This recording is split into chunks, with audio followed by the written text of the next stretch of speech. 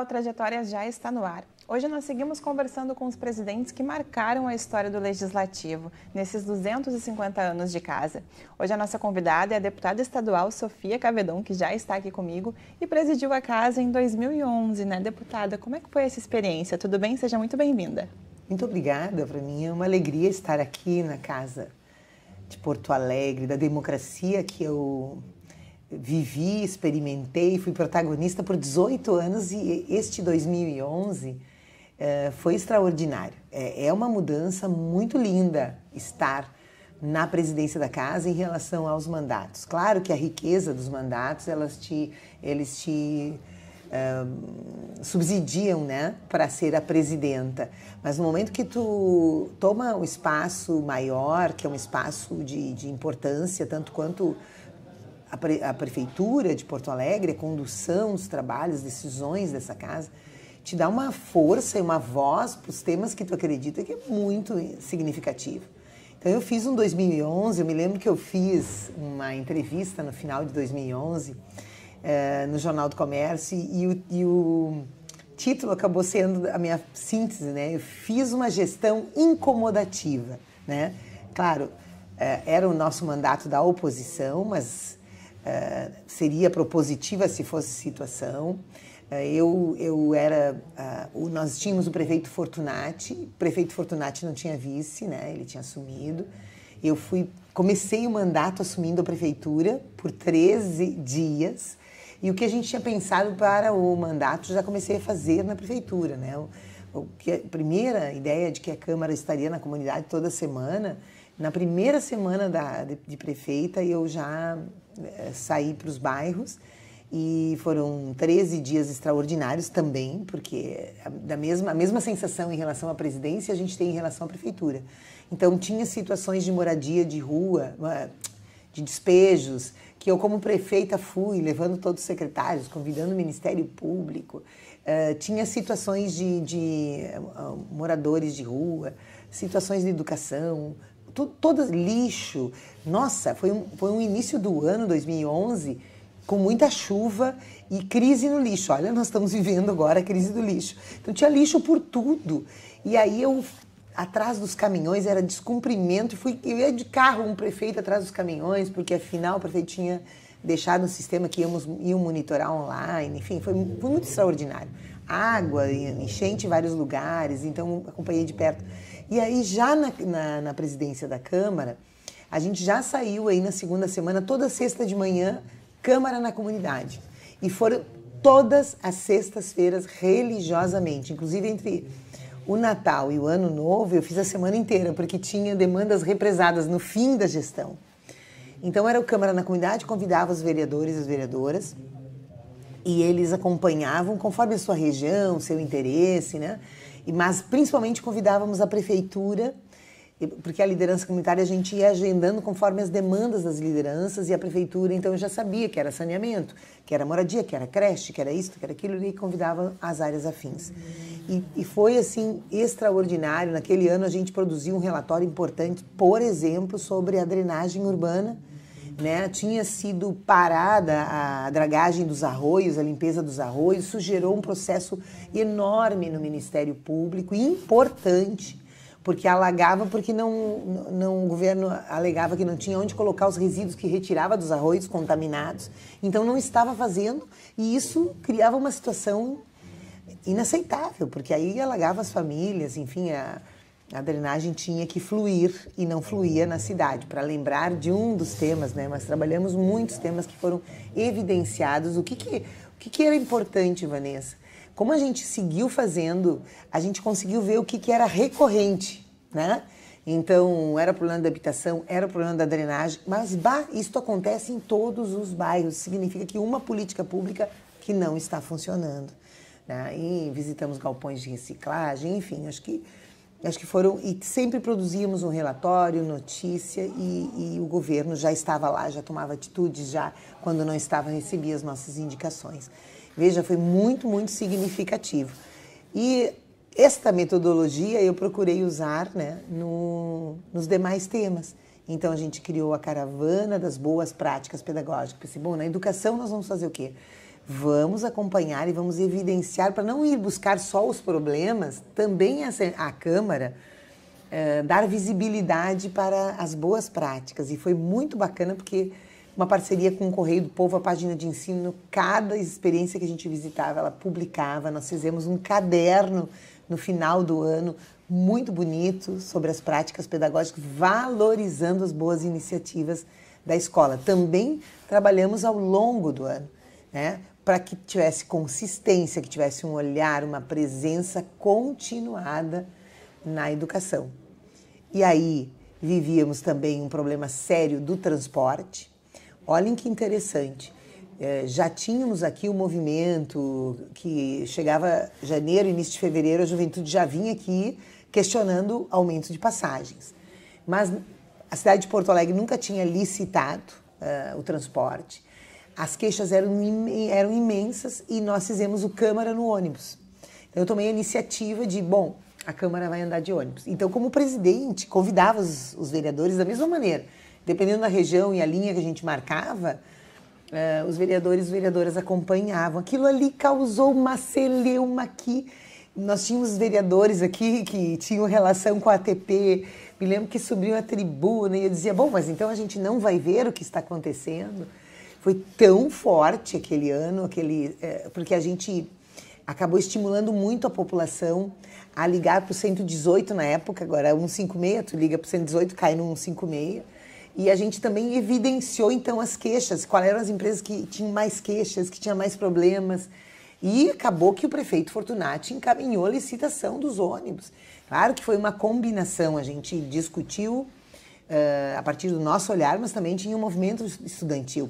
Vejam que depois, 2 anos depois, 2011 foi a minha gestão, 2013 deu o junho de 2013, que agora fechou 10 anos, aquele extraordinário movimento com aquelas imensas caminhadas, né? E a pauta inicial era a pauta do transporte, né? O prefeito fez a licitação em 2012, nós acompanhamos com o Ministério Público, enfim, mas a licitação não mudou a modelagem. E aí continuou o problema, o aumento de passagem. Então, mas a gente não foi ausente. Eu poderia citar pelo menos esses 3 eixos, e tenho mais, mas vou te deixar a Vanessa aí interferir, em que a gente sentiu muito a força de estar na presidência. Mas sabe que é muito bom poder ouvir essas heranças que a senhora foi deixando ao longo do tempo também. Não me recordo se foi da época de presidente, mas também teve a Procuradoria da Casa. A senhora que foi uma das poucas mulheres a assumir, a terceira mulher a assumir, né, deputada? Como presidente aqui do Legislativo. Como que foi a criação dessa Procuradoria da Mulher? A senhora também foi a primeira procuradora, né? Sim, eu recebi, olhem só, no final da minha presidência, assim, era o último mês, eu recebi um ofício das deputadas federais.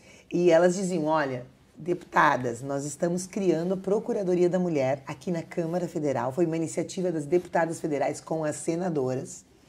E estamos mandando para todas as câmaras do Brasil inteiro para que criem a Procuradoria da Mulher. Então, estava terminando e eu encaminhei o processo com a mesa seguinte. Votamos no ano seguinte e eu assumi a Procuradoria e foi por 2 gestões. De fato, foi para mim também um orgulho ter encaminhado junto à mesa diretora do ano seguinte, que acolheu bem. Eu exerci por 2 anos e foi por entendimento das vereadoras, porque desse meu jeito assim inquieto e procurei fazer seminários vinculados à educação. Eu queria que a Procuradoria não fosse mais um espaço assim de atendimento às mulheres individualmente. Era também, chegaram muitos casos, mas que a gente pensasse principalmente a prevenção. Então, nós fomos às praças públicas e nós fizemos muita interlocução com a educação para começar o processo, né, de diálogo na escola para mudança cultural. É uma mudança que a gente precisa investir muito, porque o machismo ele se reproduz pelas pessoas de boa vontade, né, que enxergam o papel da mulher como o papel do lar, da criação dos filhos, da que tem que tudo tolerar para a família prosperar, né? E até seja até as de boas vontades repetem um papel e um sexismo e uma moral sobre as mulheres, sobre o seu corpo, que faz com que a mulher tenha uma condição de submissão. Então, até os que fazem, vamos dizer, considerando que isso é o melhor para a sociedade, para as crianças, e de outro lado, os homens que são machistas e todo esse movimento de exploração do trabalho da mulher. A gente não pode esquecer que essa diferença da posição da mulher na sociedade, da posição dela de ausência na política, né? Somos poucas, eu fui a terceira presidenta da casa, 250 anos de cidade, imagina, tivemos mais duas depois, né? Então, mais uma. Mais uma só? A vereadora Laura Cito assumiu também em um momento, mas... Foi só a Mônica Leal. Isso. Exatamente. Então, veja, 4 mulheres só nesse período. E a gente... por que a gente está afastada da política? Exatamente por esta compreensão de qual é o nosso papel, pelo sexismo. Então, eu investi muito foi nisso, na mudança cultural. E consegui aprovar uma lei, que para isso também foi foi uma construção difícil, porque a gente tem o conservadorismo representado dentro da Assembleia e da Câmara. Não que eles se digam machistas, mas porque eles... Eu me lembro que uma das leis que eu fiz foi mudar o 25 de novembro, que era aqui na Câmara, por lei, era o dia da dona de casa. E nacionalmente, mundialmente, é o Dia Mundial pelo fim da violência contra a mulher. E os vereadores diziam, mas o que tu tem contra a dona de casa? Porque eu extingui aquela lei e propus eu digo, porque tem donos de casa, por que os homens não podem ser os donos de casa? Por que não podemos compartilhar? Enquanto não compartilharmos, isso foi uma lei que eu fiz, né? Então, mas essa mudança cultural, até os próprios homens precisam escutar, que tem temas, né, que nos marcam, né, e nos retiram do espaço público, dos negócios públicos. E então eu terminei também a Procuradoria aprovando a lei não foi a Procuradoria, foi na sequência, Diretrizes para uma Educação Não Sexista, mas foi resultado de 2 anos de Procuradoria fazendo seminários voltados à educação. A educação e a mudança cultural necessária à valorização das mulheres e meninas. E quando eu saio aqui da Assembleia, olha que interessante, né? Da Câmara, né? E assumo a Assembleia em fevereiro de 2019, a presidenta Mônica Leal, ela tinha assumido a Assembleia, foi em 2019. Ela promulgou essa lei, que eu votei em 18, porque o prefeito, ele não se posicionou. Vocês sabem que o prefeito pode sancionar, pode vetar e pode silenciar. E o prefeito, à época, silenciou. E a promulgação foi feita pela Câmara. E eu achei tão interessante, a presidenta mulher, ela promulgou essa legislação que a gente hoje luta muito para trabalhar, né? Que as escolas assumam esse papel e precisa dar formação, precisa dar condições. Pois aí, falando sobre mulheres, a senhora acompanhou aqui como foi o movimento. A gente vem aos poucos modificando algumas ideias ultrapassadas, né? Mas como foi esse desafio de tentar conduzir pelo menos de uma forma harmônica 36 parlamentares, né? Ainda mais sendo mulher no ambiente que a gente sabe que ele é majoritariamente masculino, né? Olha, eu tive momentos de bastante desafio. Eu quero aqui... a gente era muito testada. Como eu tomava... Porque uma coisa é tu conduzir burocraticamente, né, a casa, né? Tem alguns que optam por ser um gerenciador das atividades dos vereadores e vereadoras. Eu respeito. Mas eu tomava iniciativas que iam um pouco além, né? E eram incomodativas. Então, eu tive, muitas vezes, me colocaram em xeque, né? Ou pessoas que hoje eu tenho o maior carinho, uma que eu tenho muita saudade, como o vereador João Antônio Dipp, que faleceu. Eu me lembro que o João Antônio Dipp teve uma sessão que eu precisava encerrar a sessão. Foi assim, ele foi um grande parceiro, mas naquele momento ele e outros tentaram impedir que eu encerrasse. Por que eu precisava encerrar? Porque a Câmara tinha cedido um espaço para a OAB instalar um conselho e entravam os advogados, o plenário já estava lotado. E nós com um tema no plenário, e os vereadores não concordavam, aquela foi a medida de força muito grande, me expôs bastante, foi difícil. Essa foi uma situação, teve outra situação, o vereador Pujol questionou várias vezes, sabe? Teve uma situação muito difícil com a mesa diretora, eu me lembro que foi talvez a mais traumática. Essas foram pontuais, né? Mas teve a mais traumática para mim, foi a do reajuste salarial, né? Porque aí tu vê que tu tens uma maioria, né? Que a Câmara tinha uma maioria de líderes que queriam fazer a repercussão da mudança na Assembleia, porque tem um desencontro, né? A Assembleia, quando vota o seu salário, a Assembleia reajusta o seu subsídio, melhor, trabalhando para os seus 4 anos, é no meio do mandato de vereadores e vereadoras, e caiu no meu ano. E a Assembleia deu um reajuste importante. E aqui a tese dos líderes era que tínhamos direito de fazer 75% da Assembleia. E eu levei esse tema, minha discordância, não queria reajustar, porque, enfim, eu digo, o nosso reajuste tem que ser pelo funcionalismo. Digo, vamos então consultar. E eu perdia na votação da mesa diretora. Eu tinha um colega da minha bancada que, inclusive, também tinha uma opinião que tinha que reajustar. Estava isolada nesse tema. E eu disse, então vamos fazer uma consulta ao Tribunal de Contas. Aí fizemos uma consulta, eles não gostaram, mas foi até agosto, olha só. O reajuste foi em fevereiro, foi até agosto daquele ano de 2011. E o Tribunal de Contas me responde que não responde consulta antes de fato. E aí a mesa não admitiu, tem que reajustar. Aí reajustou, deu uma comoção na cidade. Câmaras de vídeo, era TV, era rádio, era em cima de nós no dia seguinte, era uma loucura em cima de mim, porque eu era a presidenta, né? E o Tribunal de Contas, no dia, entrou com uma ação dizendo é inconstitucional o efeito cascata, e no dia eu falei, vamos respeitar o Tribunal de Contas, e encerrou.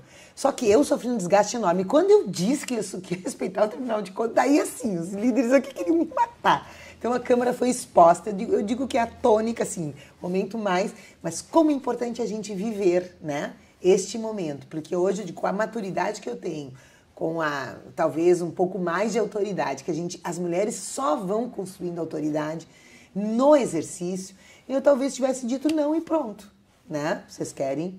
Mas então foi uma coisa também, ou talvez levado para algumas instâncias, enfim. Então realmente tínhamos que nos afirmar o tempo inteiro. Muito, muito difícil, porque também tentam usar da fragilidade do fato de ser mulher, né? Então, de expor, de não construir. Mas eu quero dizer que, de forma geral, né, eu aprendi muito nessa casa a articular com o maior oponente. Ninguém é inimigo. São divergências que nós precisamos resolver. Pois é, e foram 5 mandatos aqui, né? 18 anos, como a senhora mencionou logo ali no início. A senhora entrou lá no comecinho dos anos 2000 e hoje, 20 anos depois, o que a senhora percebe que mudou? A gente sabe que mudou também a questão da bancada feminina, né? Muitas mulheres ingressaram na última legislatura, uma das maiores bancadas femininas da história. Também a bancada negra, né? Muitos nos deixaram para assumir cargos de deputado. Mas como que a senhora vê essas modificações, né? Essas ascensões? A gente sabe que a sociedade ela vai mudando, vai se adaptando e a Câmara aos poucos também vai seguindo nesse processo. É um processo lento, né? Mas eu tenho que registrar que as cotas são muito importantes nesse processo de mudança. Porque os estudos mostram que se deixar por naturalmente o exercício da democracia, não vai ter a participação dos povos negros, das mulheres, nesses espaços de poder. Então, é um efeito lutar pelas cotas na universidade, as cotas no fundo partidário. Então veja que nós estamos agora numa polêmica aqui no Brasil de perdoar os partidos porque não aplicaram, o Congresso Nacional está discutindo uma lei, porque não aplicaram corretamente as cotas do fundo partidário nas candidaturas de mulher e candidaturas em especial de negros e negras.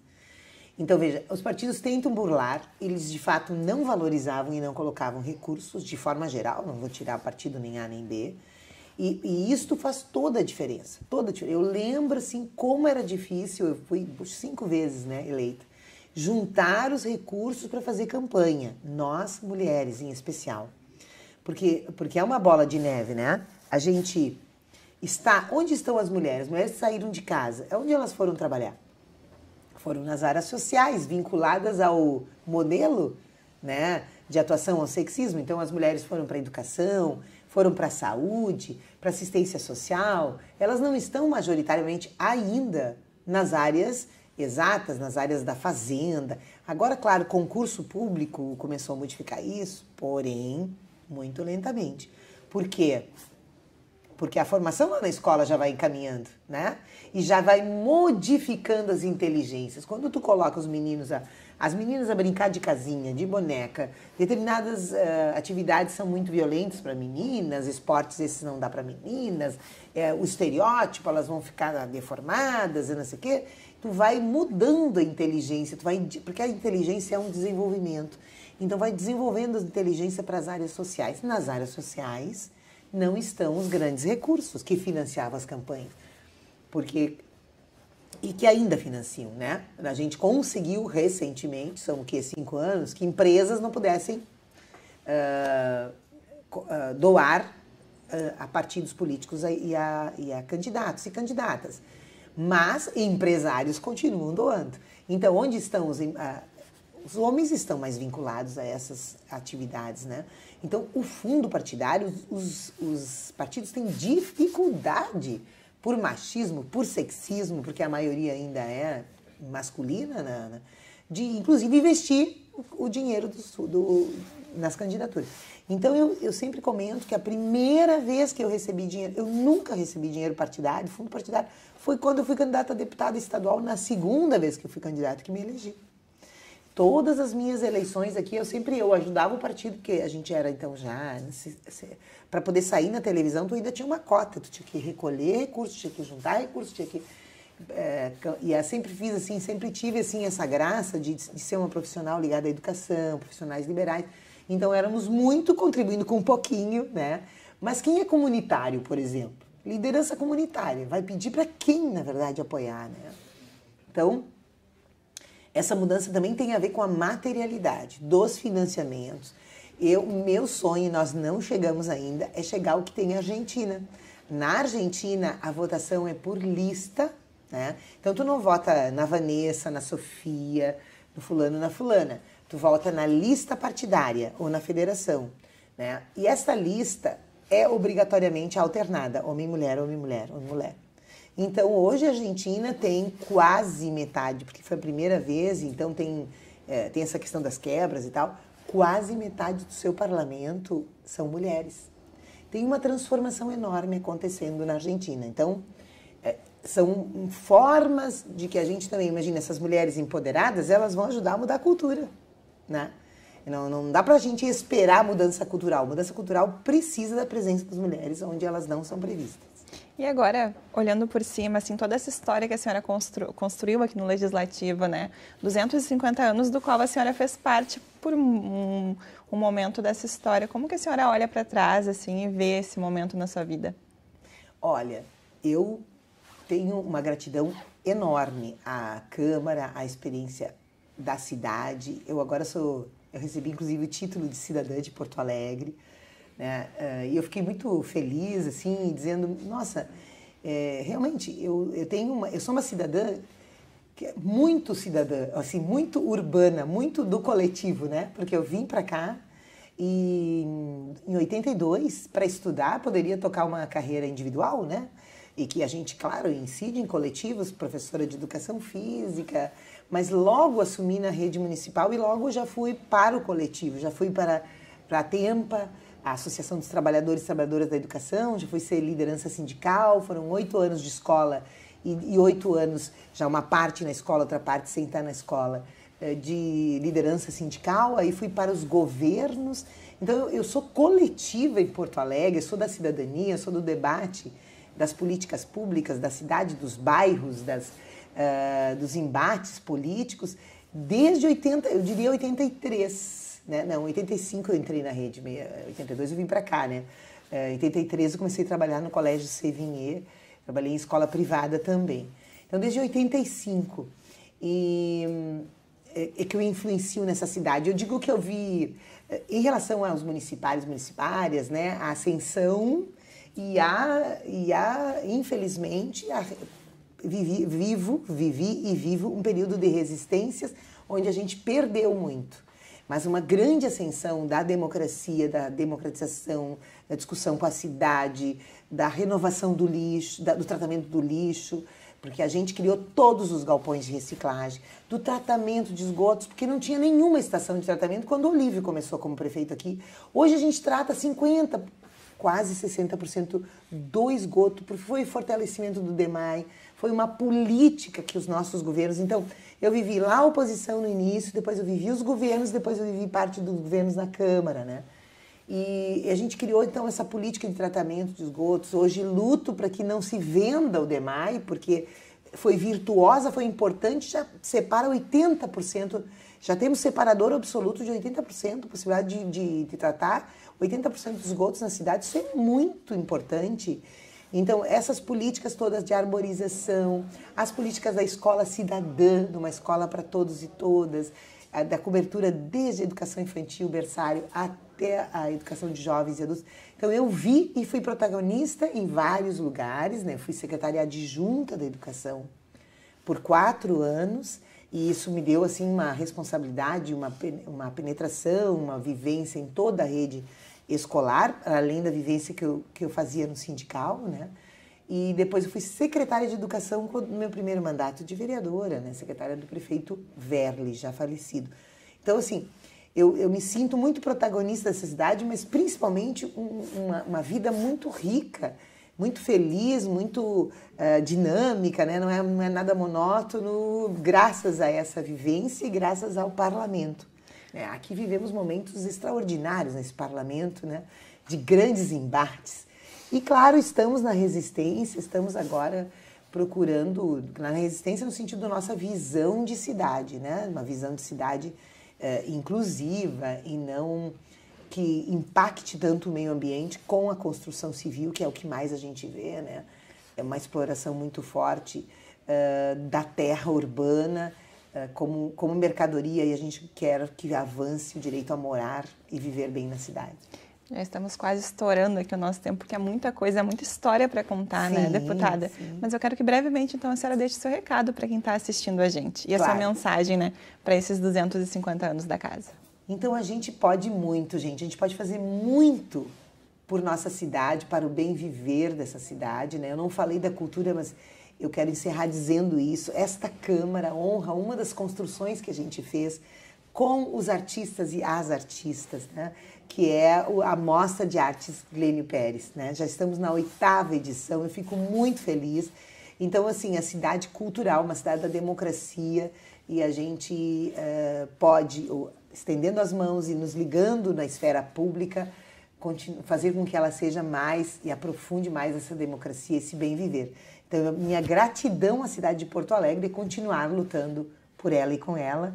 E meus parabéns, obrigada à TV Câmara e muito obrigada a esta Câmara por continuar prestigiando e nos ouvindo. Um abraço a todas, todos e todes.